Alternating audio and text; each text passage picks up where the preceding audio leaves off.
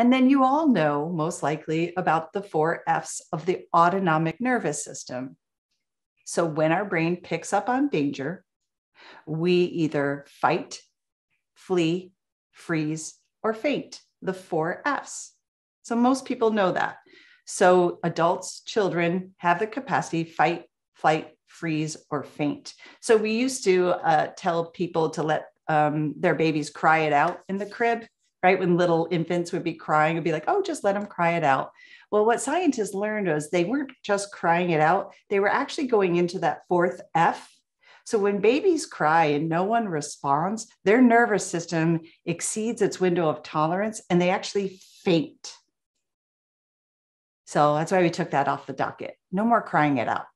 No, when babies cry, they need us to respond. So for their nervous system to develop in a healthy way, because freezing and fainting is a really unhealthy place in the nervous system. And this is really relevant for preschool teachers because the way we respond or react, those are 2 different things, to children's challenging behavior can impact whether this freeze and faint part of their nervous system gets overdeveloped. The nervous system's healthiest response is fight or flee. I know it doesn't always feel healthy, y'all. I get it. But in terms of just neurological development, we don't want kids going into that second part because the freeze and faint can be really, really harmful. It's been found now that there's more to it. And let me add this. When they're on their way, when they fight or flee and it doesn't work and they go into freeze or faint, they're also going into a state of collapse. It's been found. And now we've added in 2 more F's. They're either folding or fawning. How many people have heard about folding and fawning? Okay, here's some new stuff. We're often going through the motions in order to endure rather than act. And this often looks like avoidance or compliance. So this is interesting. A highly compliant child or a highly compliant adult, like I have people pleasers in my life. I'm like, oh, they're always people pleasing.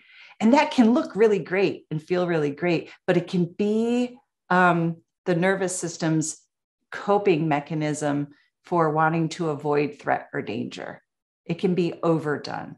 Compliance and pleasing can be overdone. It actually can get kids in dangerous situations. So it's just something to explore, that even though the children who are quiet and behaving nicely in our classroom could be doing so from a completely integrated brain, and that's healthy, there are those children who withdraw, go selectively mute, or are always striving to be perfect, and they're not in a healthy place in their nervous system. And the children that get most of our attention, and I understand I was a teacher, are the ones who are fighting or fleeing. I just want you to know that there's this other aspect of the nervous system that all children need attuned engagement. They need you tuning in and understanding that just because they're quiet doesn't mean it's good. And here's my biggest example of that is really illustrative. I was working with a program for a while, and there was one male teacher, Mr. Mike, and he was huge. And when teachers would have children with challenging the behavior that they couldn't get to shift gears, they would call in Mr. Mike. And you guys know how this story is going to end. Mr. Mike comes through the door and he's big and he has a deep voice, and the kids zip it up. And Mr. Mike would say, you need to listen to your teachers. I don't want to have to come back here. You know, Miss Fish is really trying to help you. Whatever.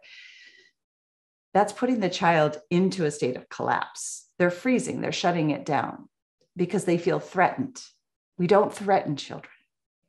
So parents will say to me all the time, I just give them the look still, or that to me is, a shortcut you use that actually could have harmful effects on your kids. We don't want to do that. We've learned that that's not healthy for kids.